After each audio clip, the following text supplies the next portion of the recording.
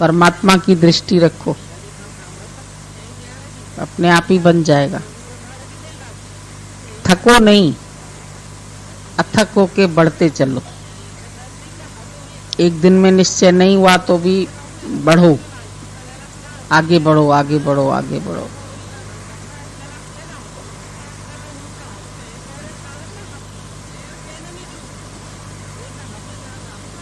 ऐसे शराब के मटके के आगे कोई सारा दिन बैठा रहे, पर जब तक उसमें से एक पेग निकाल के पिएगा नहीं तो उसको नशा नहीं होगा। खाली मटके के आगे बैठे रहोगे तो नशा थोड़ी चढ़ेगा, उसमें से एक पेग निकाल के पीना पड़ेगा ना। गुरु के साथ चाहे कोई सारा दिन बैठा रहे, पर अगर अपने ऊपर कृपा करके अपने पुरुषार्थ से, अपने प्रेम से अपना आनंद अपने में ढूंढे, अपना आनंद अपने में ढूंढे और अपना पुरुषार्थ करे और अपना प्रेम बढ़ाए, तभी इसको फायदा पड़ेगा। अगर ऐसा नहीं करेगा तो फायदा नहीं होगा। एक बूंद ब्रह्म ज्ञान की मस्त करे दिन रैन। गुरु के संग में रह के अगर तुमने होमे का रोग और खुद ही नहीं गंवाई तो दुनिया में कहीं पर भी तुम कामयाब नहीं हो सकते।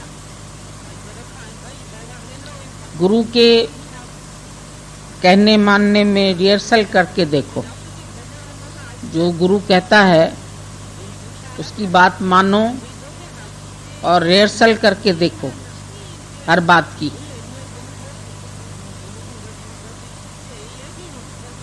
सब रिहर्सल करके देखते चलो कि हे गुरु तू जो करो सो वाह वाह। तो निराकार की तरफ से भी अगर कुछ बन के आएगी बात तो तुम राजी रहेंगे। गुरु तुम्हारा वकील है, उसको अपना केस सुना के तुम निश्चिंत हो जाओ।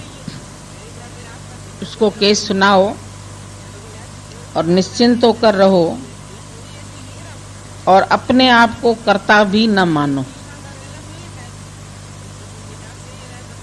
तुम अगर कोर्ट में बात करेंगे तो तुमको मना करते हैं, कोर्ट की बात जो है वो कटघरे में आके करो। उधर से ही बोलेंगे तो कोई सुनेगा नहीं तुम्हारी बात। बात तो वकील नीचे खड़े होके तुम्हारी तरफ से करेगा। तुम अपनी तरफ से बात करेंगे तो तुम्हारी सुनवाई नहीं होगी। तुम अपने को अकर्ता जानो, पहले केस दे दो, फिर तुम्हें कुछ करना नहीं है तो तुम्हारे सब कर्म कट जाएंगे। गुरु का आदर्श देख करके तुम भी निरिच्छा और अकर्ता दृष्टा बन के बैठो। तो मंझा तो जहरो डाहन दिनो डस। तुमसे तुम्हारे जैसे ही बनेंगे, गुरु से तुम गुरु जैसे ही बनेंगे। तुमको देख करके सब ऐसे बोले कि ऐसा लग रहा है जैसे तुम्हारे मुख से गुरु ही बोल रहा है। तुम अपनी इतनी अच्छी रहनी बनाओ तो जब तुम कहीं पर भी बात करेंगे तो लोगों को लगेगा कि इसके मुख से जैसे गुरु ही बात कर रहा है। अपनी घोट तो नशा थी वे, नशा आएगा ही तभी जब अपना अहंकार घोट लोगे ना। अपनी घोट मतलब नहीं कि तुम जाके अपना अलग सत्संग करो, पर अपनी घोट माना अपने अहंकार को घोटो। कैसे घोटते हो? ठंडाई घोट घोट के पीते हो कि नहीं? भंग को भी बहुत घोटते हैं, फिर भंग का नशा चढ़ जाता है तो फिर आए बाएं बोलना शुरू करते।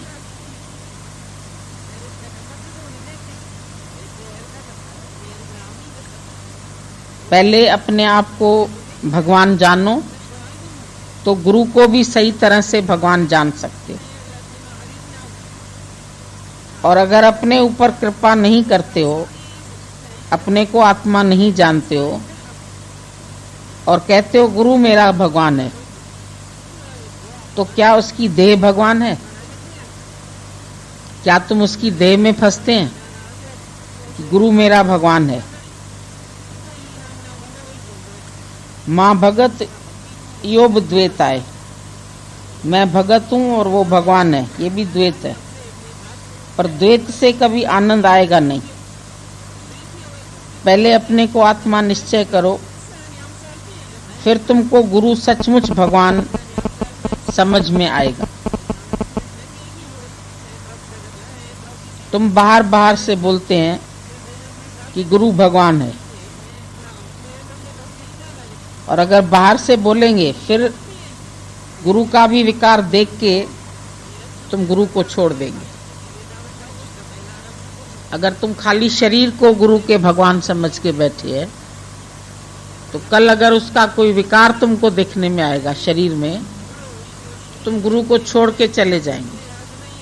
तुम बोलेंगे अभी मैं दूसरे को गुरु समझता हूं, तो ऐसे तुम गुरुओं के पीछे पीछे पीछे पीछे भागता रहेगा, कभी कहीं जाएगा कभी कहीं जाएगा।